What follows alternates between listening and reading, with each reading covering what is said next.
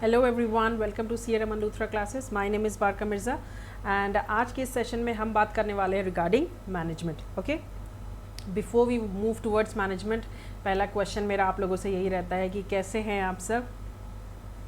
I hope everything is going great and I hope आप लोगों का प्रिपरेशन भी जो है वो बहुत ही अच्छे से चल रहा होगा। Now it's a high time for the preparation of the examination as your examination is on July. So आज का जो सेशन है गाइज, इसमें हम कुछ रैंडम क्वेश्चंस को डिस्कस करने वाले हैं रिगार्डिंग मैनेजमेंट टॉपिक्स एंड हम मैनेजमेंट के सिलेबस को भी डिस्कस करेंगे। ओके, सो चलिए लेट्स गेट स्टार्टेड। ओके, जब हम मैनेजमेंट की बात करते हैं गाइज, तो मैनेजमेंट इज़ थियोरी सब्जेक्ट है ना। हमें पता है ये एक थियोरी सब्जेक्ट है एंड इसको हम एक ईजी सब्जेक्ट भी मानते हैं। मैनेजमेंट के अंदर अगर आपको मैनेजमेंट के कंसेप्ट्स अगर क्लियर है, आपके कंसेप्ट जो है वो मैनेजमेंट का क्लियर है, टॉपिक्स जो सिंगल टॉपिक्स है उसके डिफरेंट कंसेप्ट्स हैं, बहुत सारी सब टॉपिक्स है, उसके कंसेप्ट्स अगर आपको क्लियर है तो आप इजीली कोई भी क्वेश्चन को हैंडल कर सकते हो, आप इजीली उसका आंसर कर सकते हो। ओके, सो जब हम मैनेजमेंट की सिलेबस की बात करते हैं गाइज, तो लास्ट ईयर को अगर हम देखें तो एज सच कोई चेंजेस हमारा इस साल भी नहीं किया हुआ है। एज सेम सिलेबस जो कि लास्ट ईयर मेंशन था वो इस साल भी मेंशन किया गया है। ओके, तो अगर हम मैनेजमेंट के सिलेबस को डिस्कस करते हैं तो पहला टॉपिक हमारा आ जाता है, that is management, it's nature and scope. Okay, जब हम management, it's nature and scope की बात करते हैं गाइज, तो यहाँ पे कंसेप्ट ऑफ मैनेजमेंट आ जाता है। ठीक है, इफेक्टिवनेस वर्सेस इफिशिएंसी आ जाता है when we talk about management. Okay, then management का इवोल्यूशन कैसे हुआ, early classical, new classical, modern concepts है इसके अंदर। देन मैनेजमेंट का जो प्रोसेसेस है, that there are 5 processes of management, that is planning, organising, staffing, directing and controlling. At the same time हमें यहाँ पे देखने को मिलेगा FW टेलर की scientific principles of management, FW Taylor की साइंटिफिक प्रिंसिपल्स ऑफ मैनेजमेंट हमें देखने को मिलेगा। देन हेनरी फ्योल के 14 प्रिंसिपल्स हमें यहाँ देखने को मिलेंगे। तो वो सारी चीज़ें हमने डीपली हमारे क्लासेस में डिस्कस की है। दी 5 प्रोसेसेस ऑफ मैनेजमेंट जो कि planning, organising, staffing, directing and controlling के कैरेक्टरिस्टिक फीचर्स क्या है, उसकी इंपॉर्टेंस क्या है, वो सारी चीज़ें हमने डीपली हमारे क्लासेस में हमने डिस्कस किया है। ओके, तो ये हो गया हमारा फर्स्ट टॉपिक। अगर हम सेकेंड टॉपिक की बात करते हैं तो here it comes about leadership, how a leader behave in the organisation, उसके क्या रोल्स होते हैं, उसकी क्या रिस्पॉन्सिबिलिटीज़ होती हैं टुवर्ड्स द ऑर्गेनाइजेशन, वो अपने ऑर्गेनाइजेशन को कैसे हैंडल करता है to achieve the desired objective, to achieve the desired results, वो हमें देखने को मिलेगा इन द लीडरशिप।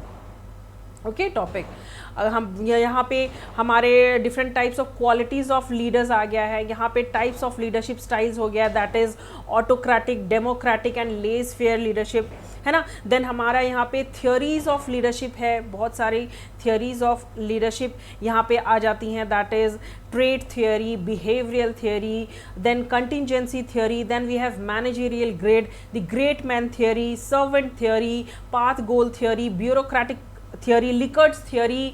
तो यहाँ पे बहुत सारी थियोरीज हमें देखने को मिलेगी in the leadership styles, how a leader behave effectively in an organisation to achieve the desired results. तो ये सारी हमारे मेंशन की गई है in the leadership topic. Okay, then comes हमारा human resource development. Human resource development के अंदर हमें देखने को मिलेगा that is the concept of HRD, the concept of HRM, what is the basic difference between human resource development and human resource management, HRD के goals क्या हैं, उसके importance क्या है, उसकी characteristic features क्या हैं। ठीक है, then functions of HRD, on the job method, off the job method, HR procurement के अंदर बहुत सारे steps हैं, job evaluation methods बहुत सारे हैं, तो वो सारी चीज़ें हमें देखने को मिलेगा इन दी HRD जो हमने हमारी क्लासेस में each and everything deeply discuss किया है।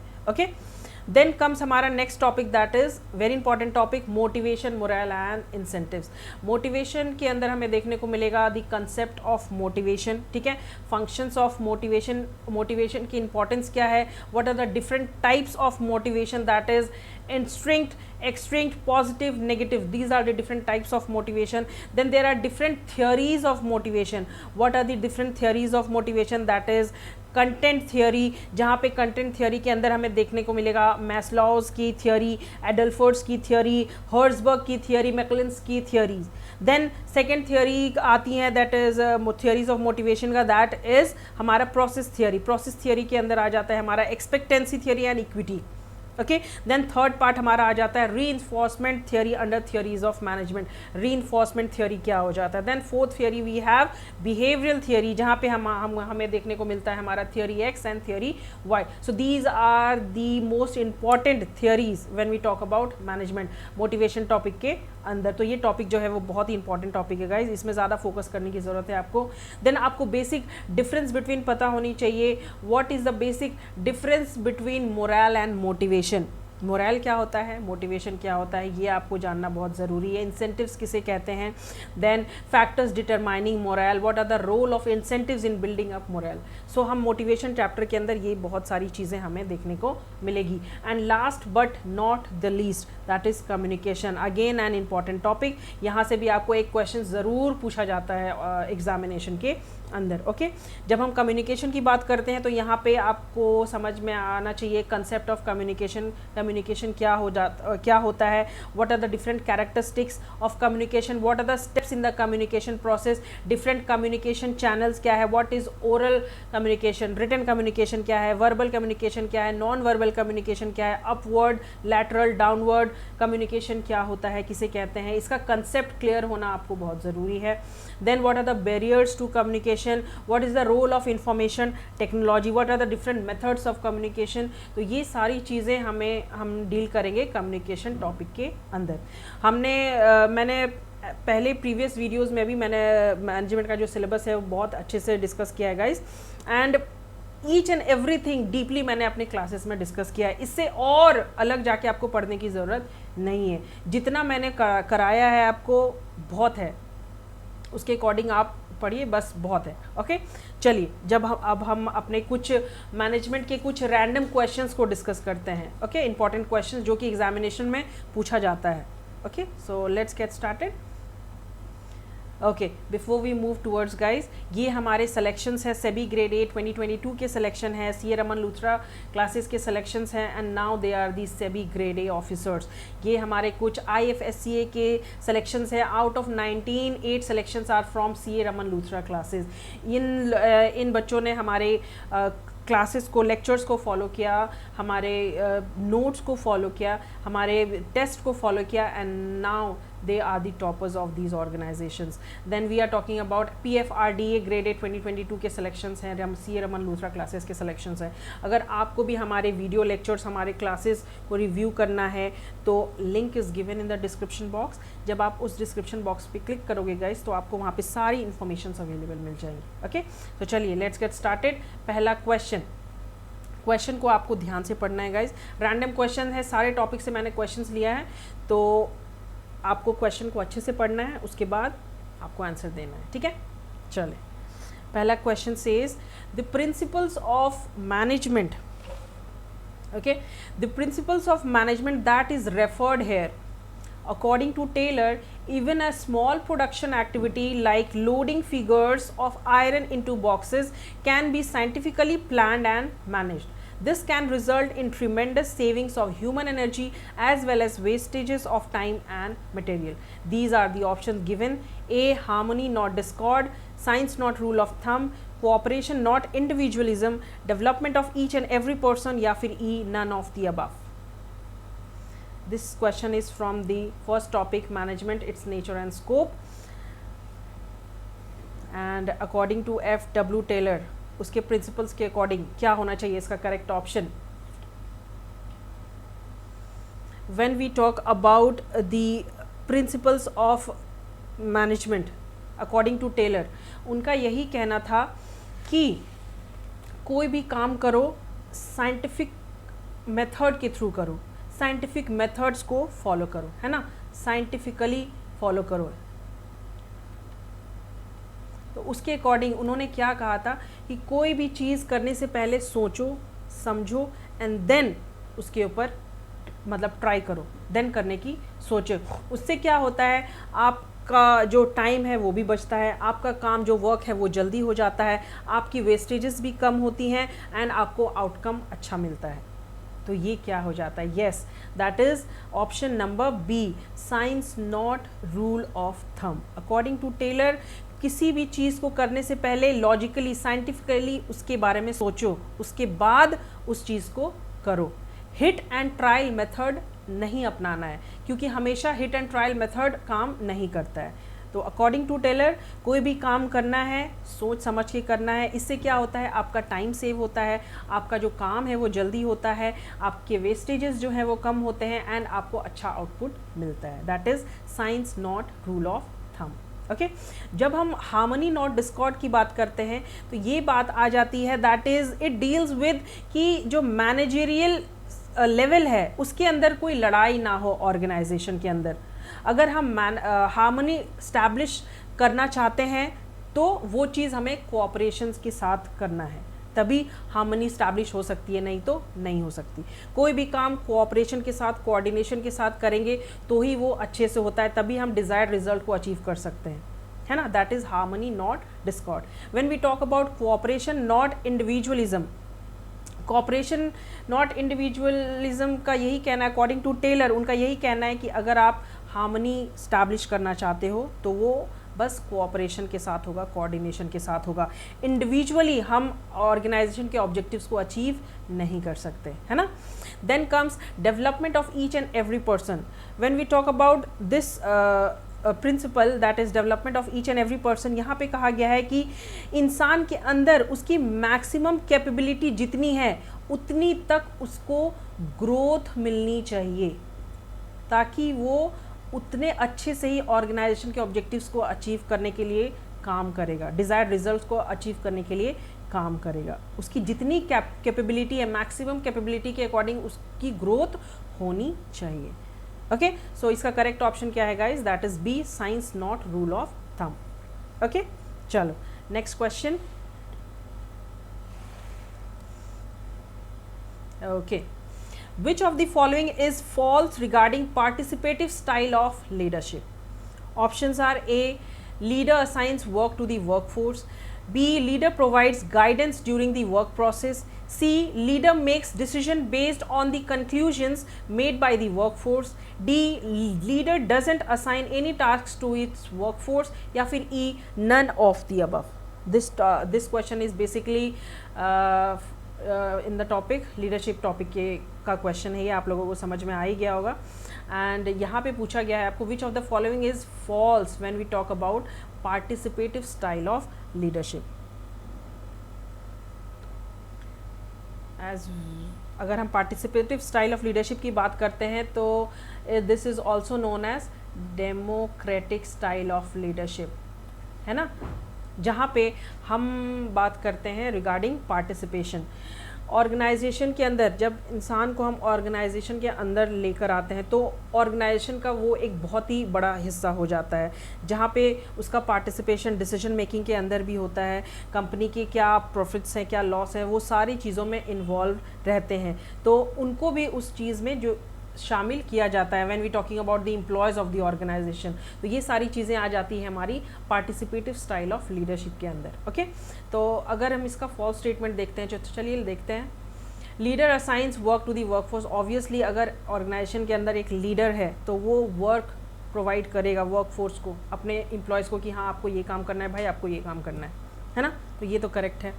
Leader provide guidance during the work process. Yes, leader अपने एम्प्लॉयज़ को डायरेक्ट करते हैं, कंट्रोल करते हैं, मैनेज करते हैं, गाइडेंस प्रोवाइड करते हैं ड्यूरिंग दी वर्क प्रोसेस, तो this is also correct.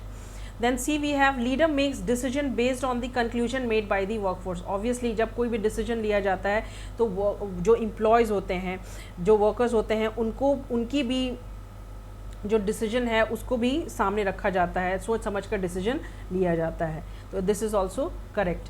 Then comes leader doesn't assign any task to its workforce. Leader ही असाइन करता है कोई भी टास्क अपने वर्कफोर्स को, टू इट्स वर्कफोर्स, है ना, एम्प्लॉयज़ को क्या काम करना है, क्या नहीं करना है। तो this is basically we can say it, हमें एक क्या है, कोलैबोरेटिव माइंडसेट करना पड़ता है अपने ऑर्गेनाइजेशन को लेकर, तभी हमारा ऑर्गेनाइजेशन जो है वो डिज़ायर्ड रिजल्ट को अचीव करेगा जल्द से जल्द।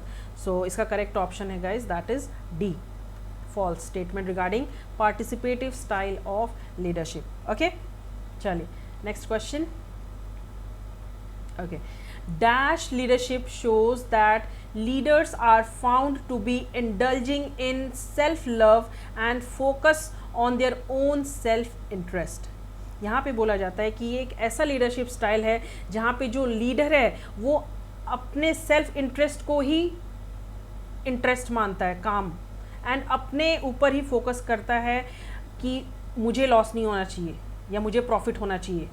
ठीक है, वो सिर्फ अपने बारे में सोच रहा है। तो what is this? Authoritarian leadership, eccentric leadership, narcissistic leadership, bureaucratic leadership, या फिर E none of the above?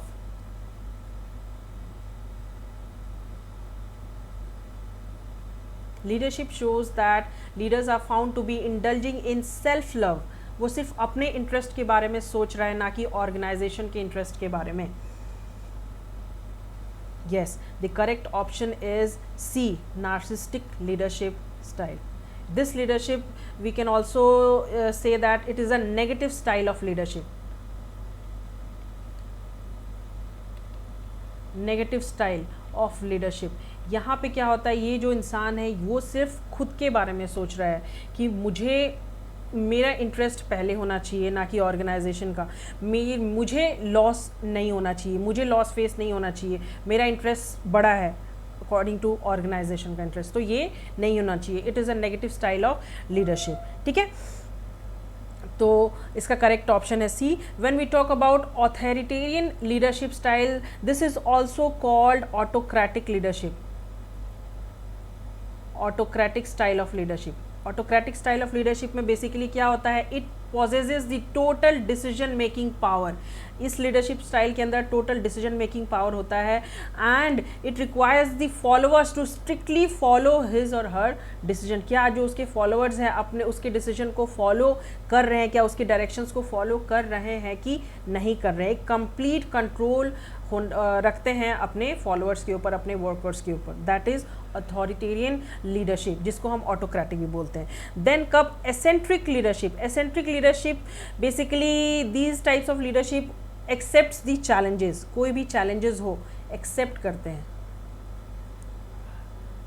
And ये रिस्क फैक्टर, रिस्क उठाते हैं, चाहे लॉस हो चाहे प्रॉफिट हो, हम रिस्क लेंगे। That is eccentric leadership. Okay, they are not afraid of risk taking. these are eccentric leadership styles। ठीक है, then comes bureaucratic leadership। bureaucratic leadership कौन से leadership style हो जाते हैं? basically these leaders follow the hierarchical structure। Basically decision making जो होता है वो फॉलो करते हैं एक क्लियर चेन के जैसे, मतलब एक क्लियर चेन कमांड होता है, उस हिसाब से अपने डिसीजन को फॉलो करते हैं। बेसिकली उनके रोल्स, उनके रिस्पॉन्सिबिलिटीज़, रूल्स क्या है, ऑर्गेनाइजेशन रिस्पॉन्सिबिलिटीज़ क्या है, उनके अकॉर्डिंग वो चलते हैं। That is bureaucratic style of leadership. ठीक है, एक हम कह सकते हैं एक इफिशिएंट सिस्टम को फॉलो करते हैं। That is ब्यूरोक्रेटिक्स। ओके, तो इसका करेक्ट ऑप्शन क्या है? नार्सिस्टिक। जो सिर्फ अपने बारे में सोचते हैं, अपने इंटरेस्ट के बारे में सोचते हैं, उन्हें कोई लॉस नहीं होना चाहिए, वो सेल्फ इंटरेस्ट के बारे में सोचते हैं। That is narcissistic leadership style. ठीक है, चलिए next question. Okay, it reflects a managerial decision that a certain action must not be taken. They are usually the simplest type of plans because there is no compromise or change unless a policy decision is taken. Which plan is discussed here? Whether it's a strategy या फिर rule या फिर इसको हम policy कहते हैं या फिर program कहते हैं या फिर objectives कहते हैं। It reflects a managerial decision that certain actions must not be taken. Okay, they are usually the simplest type of plans because there is no comparison or change unless a policy decision is taken. So which plan is discussed here? Okay, अगर हम objectives की बात करते हैं तो ये तो नहीं हो सकता, क्योंकि organization एक ऑब्जेक्टिव सेट करती है, उसके लिए क्या होता है, स्ट्रैटेजीज आपको बनाने पड़ते हैं। है ना। तो ये दोनों तो नहीं होता है, स्ट्रैटेजी अलग चीज़ है, ऑब्जेक्टिव्स अलग चीज़ है। यहाँ पे पॉलिसी डिसीजन ऑलरेडी ले लिया गया है, उसे हम चेंज नहीं कर सकते हैं, तो वो क्या हो जाता है, yes that is rules.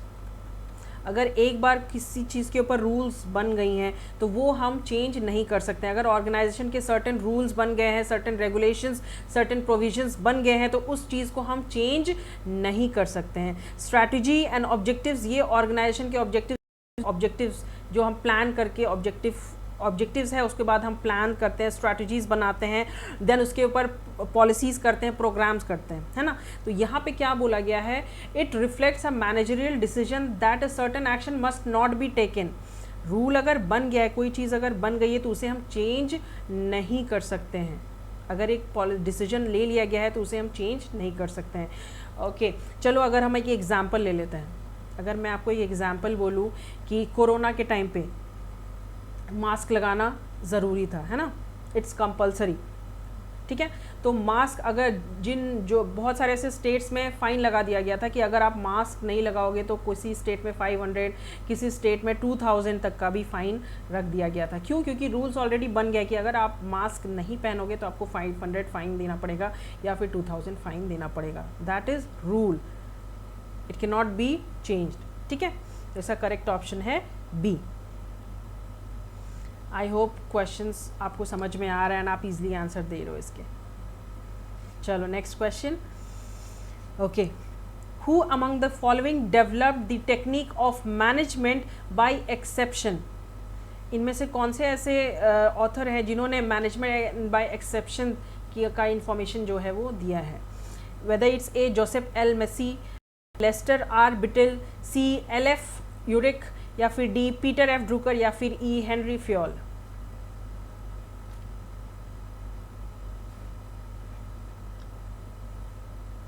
When we talk about management by exception, it plays a very important role in the organization. अगर मैनेजमेंट बाय एक्सेप्शन की बात करते हैं तो it deals with the financial and operation results of any business enterprises, ठीक है। ये तभी होता है जब ये तब होता है जब ऑर्गेनाइजेशन में एक बजट सेट किया जाता है। ओके, ऑर्गेनाइजेशन के अंदर एक बजट सेट किया जाता है 1 लाख रुपीज़ का, ठीक है। बट एक्सपेंसेस आपके कितने हो रहे हैं, 1,20,000। ओके, तो ये तो 20,000 से बढ़ रहा है ना। तो ये सारी चीज़ें जब डिफरेंस बिटवीन आ जाती है तो कंपनी के जो कंपनी कंट्रोलर होते हैं वो एक अलर्ट मार्क दे देते हैं कि आपने इतना बजट सेट किया था बट आपका एक्सपेंसेस जो है वो इतना हो रहा है। That comes under management by exception. Okay, तो it basically deals with the financial and operational results of the business enterprises. तो ये जो इंफॉर्मेशन है, ये जो टेक्निक है, ये किन्होंने दिया था? यस, इसका करेक्ट ऑप्शन है that is B, Lester R Bittel.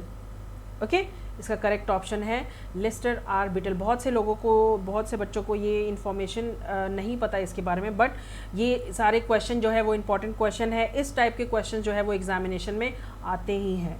Okay, तो ध्यान देना है आपने। चलो नेक्स्ट क्वेश्चन की तरफ चलें। Okay, avoidance of pain, conservation of efforts, health are examples of dash. Whether it is a push motivation, pull motivation, intrinsic motivation, extrinsic motivation, या फिर E, none of the above. Avoidance of pain, conservation of efforts, health are examples of dash.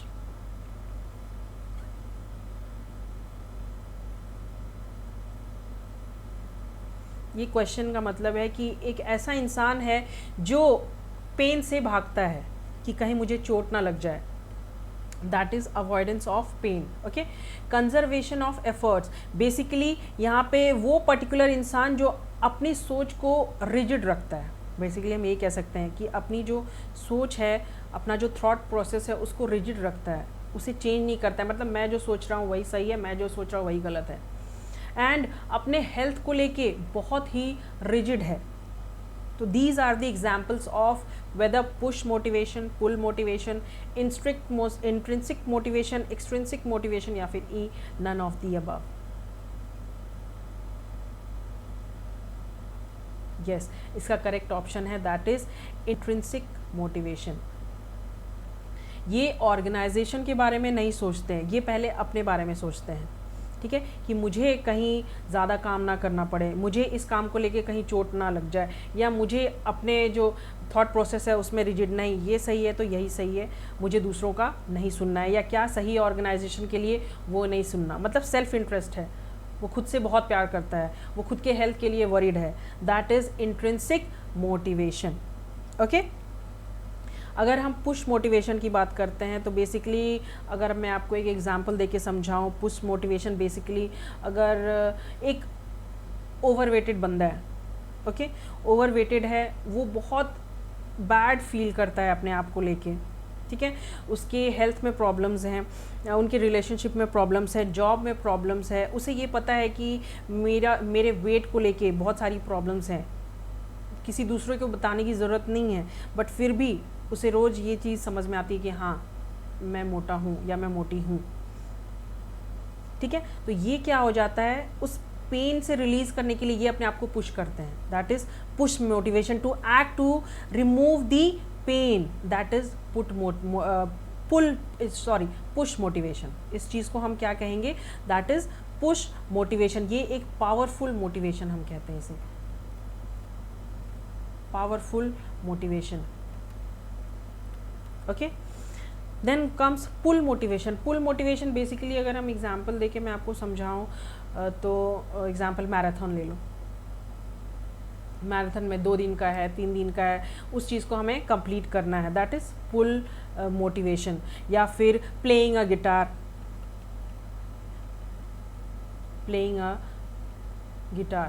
ये चीज़ and करना है मुझे, ठीक है, playing a guitar after some time, उसके बाद फिर नई चीज़ एक्सपैंड करना है, that is pull motivation. Then extrinsic motivation. Extrinsic motivation basically क्या होता है basically this type of motivation is driven by external rewards. For an example अगर हम कहें, इट कैन बी टैंजिबल और intangible motivation. Tangible in the sense अगर money के तौर पर आपको मिल रहा है या फिर ग्रेड्स मिल रहे हैं आपको, दैट इज़ मोटिवेशन। अगर मान लो ऑर्गेनाइजेशन में आपने इतना एडमिशन करा दिया तो उसके ऊपर आपको इंसेंटिव मिल गया इन terms of money, that is tangible. And intangible की बात करते हैं तो आ जाता है हमारा प्रेज, आपका नाम आपका बहुत नाम लिया जा रहा है, आपकी वजह से इतना ऑर्गेनाइजेशन को फ़ायदा हुआ है, हमारा ऑर्गेनाइजेशन यहाँ से यहाँ पहुँच गया है, praise, fame, so these are intangible. तो ये क्या हो जाता है, extrinsic, these all comes under extrinsic motivation. Okay, चलिए next question. Okay, consider the following statements. These are the two statements given. Statement 1 says morale is a mental condition of groups and individuals which determines their attitude. Second statement says higher morale often leads to highly motivated employees, but high motivation does not essentially result in high morale. कौन सा statement इनमें से सही है? Both 1 and 2 are correct, both 1 and 2 are incorrect, only 1 is correct, only 2 is correct. कौन सा statement जो है इसमें करेक्ट है? When we talk about morale and motivation, morale and motivation का बेसिक डिफरेंस बिटवीन आपको पता होना चाहिए। Difference, what is morale and what is motivation?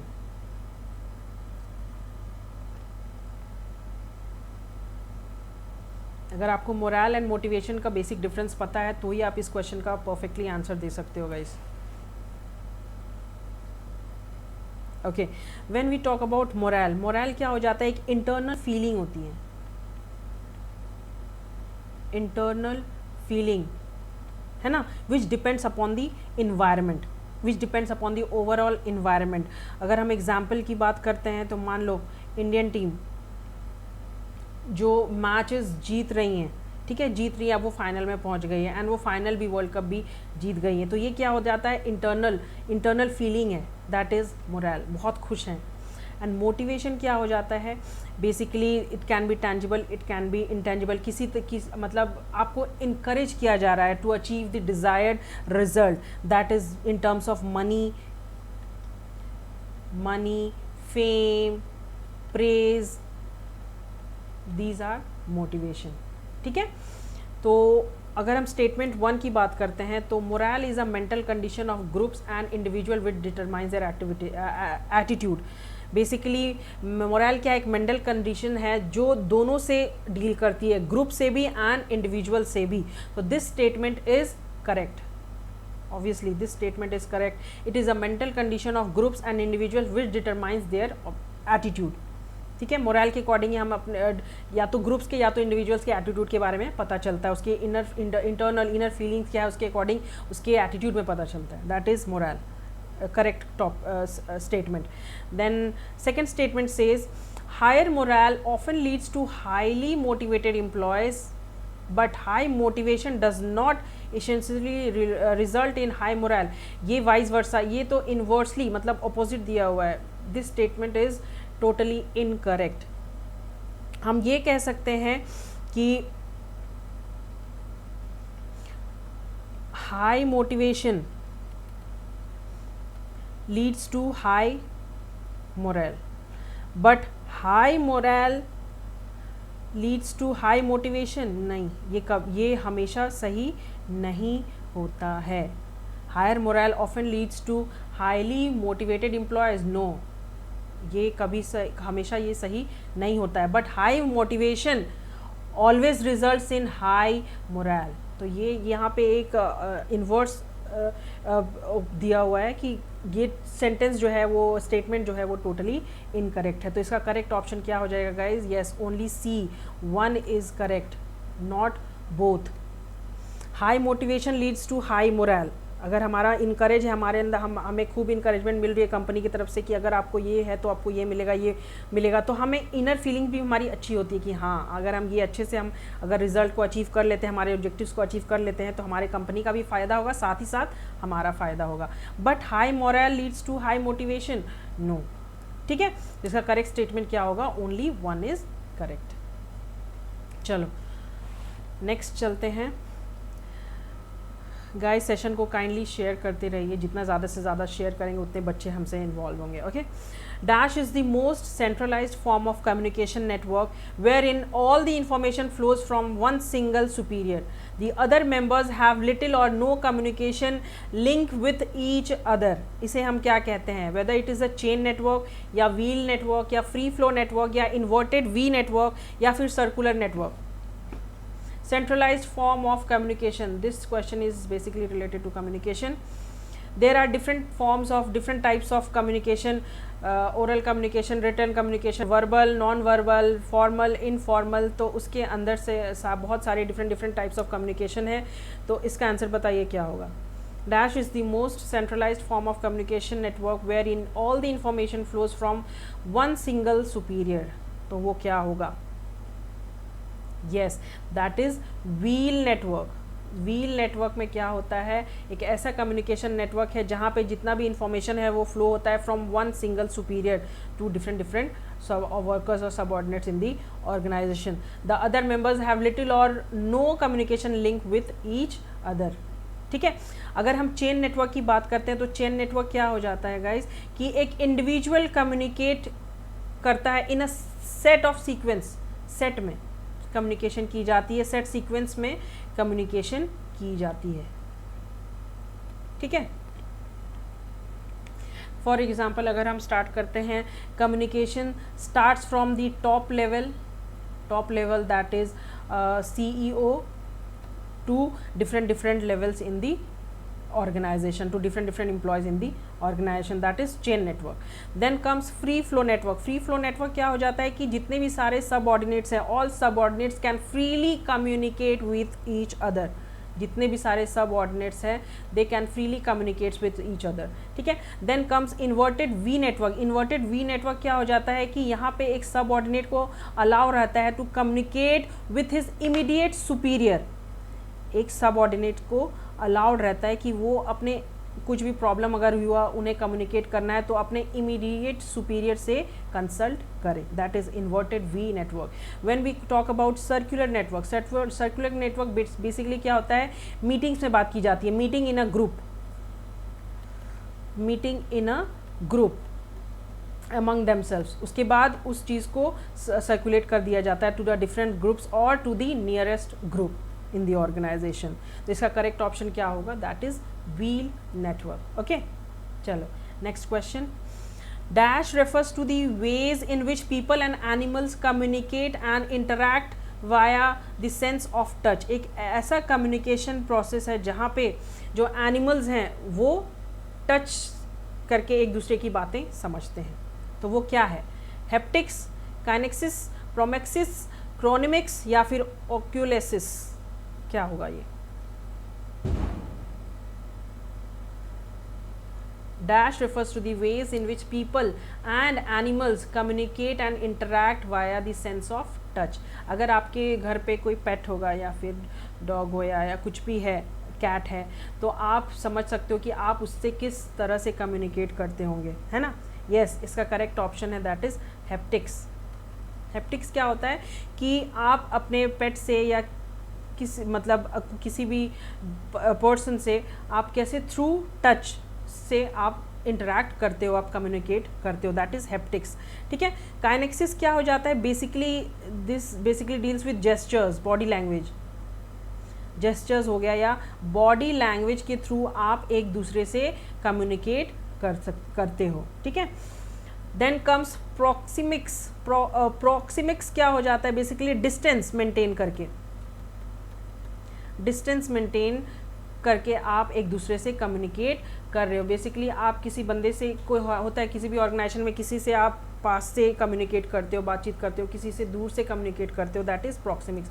जो हम डिस्टेंस मेंटेन करके बातचीत करते हैं, कम्युनिकेट करते हैं with each other in the organisation, that is proxemics. Okay. Then comes chronemics. Chronemics क्या हो जाता है, basically it deals with the effect of time. ये टाइम के अकॉर्डिंग कम्युनिकेट की जाती है। ठीक है, जो भी कम्युनिकेट किया जाता है टाइम को बेसिकली ध्यान में रख के किया जाता है, that is chronemics. Then comes last we have oculesics. Oculesics basically deals with the eye movement. Eye movement, ये आई मूवमेंट के थ्रू एक दूसरे से कम्युनिकेट किया जाता है। आपने देखा होगा कि पहले मूवीज़ में क्या हो जाते थे, पुराने ज़माने में मूवीज़ क्या हो जाती थी, जो हीरोइंस होती थी तो वो आई मूवमेंट के थ्रू एक दूसरे से कम्युनिकेट करते थे। तो इसका करेक्ट ऑप्शन क्या होगा guys, that is haptics. Okay. Then comes the 7 C's of communication are a list of principles for written and spoken communication to ensure that they are effective. 5 of them are completeness, conciseness, consideration, clarity and correctness. What are the remaining 2? मैंने आपको classes में भी कराया है। What are the 7 C's of communication? 7 C's of communication, जिसमें से 5 आपको already question में गिवन है और 2 कौन से हैं। Whether it is courtesy and creativity, whether it is concreteness and creativity, whether it is courtesy and concreteness, या फिर courtesy and credibility, या फिर concreteness and credibility। 5 C's already दिए हुए हैं, completeness, conciseness, consideration, clarity and correctness। yes, इसका correct option है that is courtesy and concreteness। जब हम 7 C's की बात करते हैं तो चलिए हम डिस्कस कर लेते हैं। कंप्लीटनेस मीन्स क्या हो जाता है कि जो सेंडर है एंड रिसीवर है, दोनों के बीच जो भी इंफॉर्मेशन है वो कंप्लीट होनी चाहिए, बीच में कोई भी इंफॉर्मेशन छूटनी नहीं चाहिए, तभी हम उसे इफेक्टिव कम्युनिकेशन कहते हैं।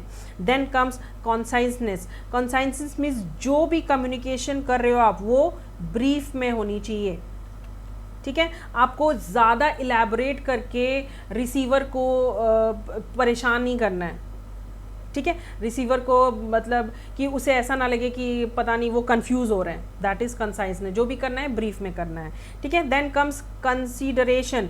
कंसीडरेशन मीन्स जो सेंडर है, सेंडर को पता होनी चाहिए अपने रिसीवर की लैंग्वेज, उसके अंदर क्या नॉलेज है, वो चीज़ों को, इन्फॉर्मेशन को समझ पा रहे हैं कि उनको समझ में आ रहा है कि नहीं आ रहा है। तो ये कंसिडर करना होना चाहिए सेंडर को जब वो इन्फॉर्मेशन प्रोवाइड कर रहे हैं टू दी रिसीवर। ठीक है, तभी हम इसे एक इफेक्टिव कम्युनिकेशन कह सकते हैं।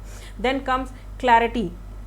जो भी चीज़ें आप समझा रहे हो वो क्लियर होना चाहिए, that comes under clarity of 7 C's of communication. तभी हम इफेक्टिव कम्युनिकेशन कह सकते हैं, ताकि आपकी जो रिसीवर है उसको आपकी इन्फॉर्मेशन क्लियरली समझ में आ रही है, उसमें कोई डाउट नहीं है।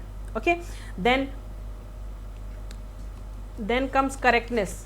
करेक्टनेस मीन्स बेसिकली क्या हो जाता है, जो भी इंफॉर्मेशन आप उसे प्रोवाइड कर रहे हो वो राइट हो, करेक्ट हो। कुछ भी रॉन्ग इन्फॉर्मेशन आप अपने रिसीवर को नहीं दे सकते हो। अगर आप रॉन्ग इन्फॉर्मेशन प्रोवाइड कर रहे हो तो this will not come under the effective communication, ठीक है। Then comes courtesy. Courtesy basically क्या हो जाता है कि आप एक दूसरे को म्यूचुअल रिस्पेक्ट प्रोवाइड कर रहे हो, म्यूचुअल रिस्पेक्ट, ठीक है। सेंडर भी रिसीवर को म्यूचुअल रिस्पेक्ट दे रहे हैं एंड रिसीवर भी सेंडर को म्यूचुअल रिस्पेक्ट के साथ बात कर रहे हैं। That comes under 7 C's of communication, then only we can say it is an effective communication. Then concreteness basically क्या हो जाता है, वहाँ पे कोई एम्बिग्यूटी नहीं होनी चाहिए, ठीक है। बेसिकली कोई हेजिटेशन नहीं रहना चाहिए कि ये बोलूँगा तो ये सही होगा या गलत होगा, एम्बिग्यूटी नहीं होना चाहिए, दैट इज़ कॉन्क्रीटनेस। तो these are the 7 C's of communication: completeness, conciseness, consideration, clarity, correctness, courtesy and concreteness, ठीक है। then comes okay, a type of walk-in meeting with the manager where the employees या फिर workers can directly go to the manager to discuss their grievances or problem is called walk-in policy, free door policy, then comes open door policy, no door policy या फिर public door policy. It is an easy question guys. एक ऐसी walk in meeting जहाँ पे जो employees है अपने managers के पास जाने के लिए उससे डर ना लगे, वो अपने प्रॉब्लम्स को ईजिली सॉल्व कर सकता है, तो वो क्या है, yes that is open door policy. Open door policy के अंदर क्या हो जाता है, यहाँ पे एम्प्लॉयज़ जो है वो डायरेक्टली अपने मैनेजर्स के पास जाके अपनी प्रॉब्लम्स को या फिर अपने ग्रीवेंसेस को सॉल्व कर सकते हैं। यहाँ पे उन्हें ये नहीं सोचना पड़ेगा कि पहले मुझे इस सुपीरियर से ऑर्डर लेना है या फिर अपने उससे उसके ऊपर जो सुपीरियर उनसे ऑर्डर लेना है, नहीं, वो डायरेक्टली अपने मैनेजर से कंसल्ट कर सकते हैं, that is open door policy, ठीक है। Then comes last but not the least, all deviations need not be brought to the notice of top management. The deviation should be brought to the notice of top management when they are too high. This is known as management by control, management by objectives, management by expectation, management by wandering around या फिर e management by exception. ऐसा deviation अगर हम solve करते हैं तो हमें ज़रूरत नहीं है अपने टॉप मैनेजमेंट को परेशान करने की। हम क्या कहते हैं, yes that is E management by exception. कोई भी प्रॉब्लम है, कोई भी डेविएशन है, अगर हमसे सॉल्व हो रही है तो हम अपने ग्रुप में ही सॉल्व कर लें। अगर डेविएशन बहुत ज़्यादा हाई है, बहुत ज़्यादा बड़ा है, तो ही हम अपने टॉप मैनेजमेंट के पास लेकर जाएंगे, नहीं तो नहीं। तो this is known as management by exception. All deviations need not be brought to the notice of top management. The deviation should be brought to the notice of top management when they are too high. This is known as management by exception. Okay guys, I hope आप लोगों को आज की class जो है वो बहुत ही अच्छी लगी होगी एंड क्वेश्चंस जो भी थे वो बहुत ही अच्छे क्वेश्चंस थे गाइस। इसी टाइप के क्वेश्चंस जो हैं आपको एग्जामिनेशन में पूछा जाता है एंड आगे भी ऐसे ही पूछा जाएगा, इससे और हाई आपको क्वेश्चंस नहीं पूछे जाएंगे। एंड हम और भी क्लासेस आप लोगों के लिए लेकर आ रहे हैं। मैनेजमेंट का जो सेशन है वो अब स्टार्ट हो गया है, due to some reason delays हो गई हैं, बट अब ऐसा नहीं होगा, आपको प्रॉपरली यूट्यूब सेशंस मैनेजमेंट के मिलते रहेंगे टॉपिक वाइज। तो हम मिलते हैं अपने नेक्स्ट सेशन में, तब तक के लिए thank you everyone, have a great day ahead. And कोई भी प्रॉब्लम हो रिगार्डिंग एनीथिंग आप कमेंट करके मुझे ज़रूर बताइए, मैं आपको आंसर करूँगी। Okay, so thank you everyone.